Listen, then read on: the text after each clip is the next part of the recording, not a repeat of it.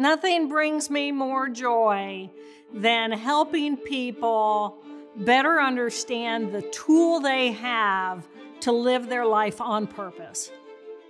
We have this magnificent brain, and it has different predictable parts, and the better we get to know those different parts, then we have more power over who and how we want to be in any moment. The brain does not have to be such a mystery. We can actually understand it, differentiate ourselves, and then behave in ways that bring us less anxiety and more peace. It thrills me. I love brains.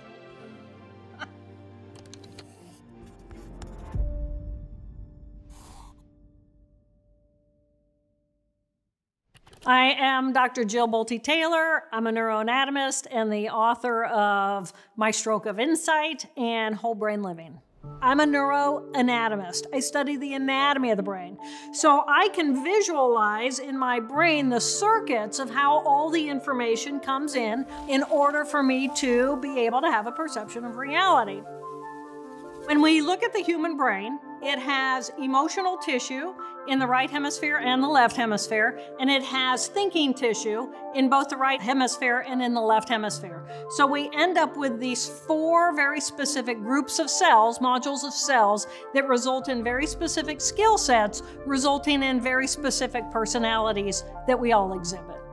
So we have left thinking, that is structured and organized, and it's what we call our rational thinking brain. It categorizes and organizes. It has language, the ability to create sound, and then another group of cells places meaning on top of that.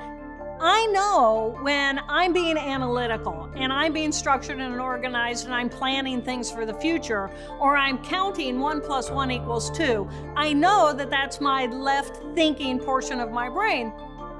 The left emotional part of our brain has miraculously stepped out of the present moment consciousness and given us the ability to remember things from our past or to project ideas into the future. Now, with that, I can create an individuation as well as the linearity across time. And now, because I have linearity across time, I can learn from my past experiences.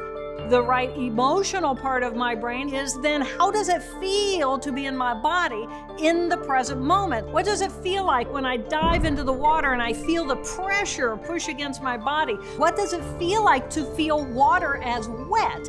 I'm not on the clock, I'm lost in the flow, I've got this excitement, and I have a level of curiosity. And then my right thinking tissue is simply the consciousness of me, big as the universe, connected to all that is, and this immense sense of gratitude that I exist at all. Oh my gosh, I'm alive. We are living creatures made up of these magnificent cells, and there's an awe and a wonder and this deep sense of gratitude. Once you start realizing the 4 different characters inside of yourself and being able to recognize those in others, you can't not see it anymore. And once you understand it, it's like, I have so much more power over what's going on inside of my brain than anybody ever taught me. Wow. And it's beautiful. So I grew up to study the brain because I have a brother who's diagnosed with the brain disorder schizophrenia. So my focus was on, how does our brain create our perception of reality? Because my brother's perception of reality was so different from mine. And so I was teaching and performing research at Harvard Medical School. And at the age of 37, I woke up one morning and I had a major hemorrhage happening in the left hemisphere of my brain. My brain says, oh my gosh, I'm having a stroke, I'm having a stroke. And then another part of my brain is saying, wow, this is so cool, I'm having a stroke. How many brain scientists have the opportunity to study their own brain from the inside out like this? And then when I awoke later that afternoon, the left hemisphere was completely shut down. I no longer had me, the individual. I didn't know where I began and where I ended. Jill Bolte Taylor died that day, and I was literally laying in this bed and felt like a ton of lead in the present moment. And when you're in the right here, right now, and you have this expansive openness, big as the universe experience, then you see how everything is interrelated and energy energetically impacted.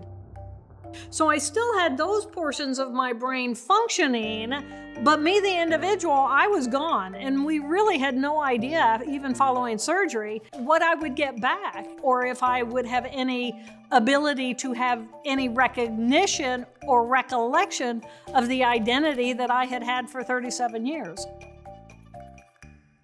So what the stroke gave me was this new introduction to the depth of these emotions.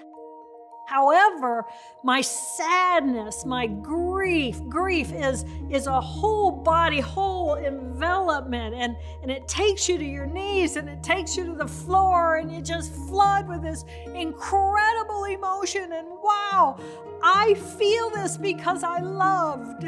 This is the beauty of being alive, but it's not designed to be a lifestyle. It's designed to be information that I can then learn from and hold on to and find meaning in my world. The emotions, the power of the emotions are so beautiful, so rich, so everything, that without them, we would be 1 + 1 = 2, and who really cares? It took 8 years for me to completely recover all function. I knew that I had completely recovered when that organizational part of me came back online and said, now I want to be the boss again. And the rest of my brain went, we are so glad you're back because we need your skill sets to be a functional human being in our society. But no, we are not going to live based on the values of the left hemisphere. We are now going to live as a collective democracy inside of our own head. I have to have that left hemisphere in order to be a functional human being. But even though my ego center is in my left hemisphere is not who I am. I am a left hemisphere and a right hemisphere. If we are hooked into the emotional part of our left hemisphere that says, I don't like that, it's not familiar, I don't feel safe, that clamps me down and I become constricted. And I can fuel that by sharing those biases with those whom I am familiar with. Then we all become more constricted. We all become more rigid. We all become more we versus they. Yet we have the capacity to say, I am a part of a magnificent collective whole in relationship to a magnificent world. And as we engage with the world in a healthier way, the world becomes healthier.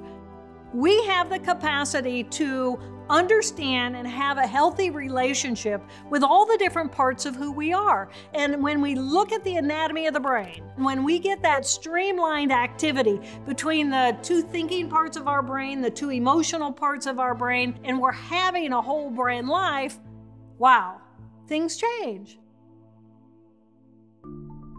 I think the first thing we need to do is be willing and open to explore what's going on inside of our own head. Get to know who you are. Get to know your 4 characters. Get to know how they engage in your life, who they have relationships with, how they feel inside of your body. How much time do you want to spend in each of these 4 different parts? Once you know that, then you can create a negotiation. And to me, that's personal freedom, to be able to know I have the power to choose moment by moment who and how I want to be, regardless of my external circumstance. And it's a wonderful, wonderful way of being.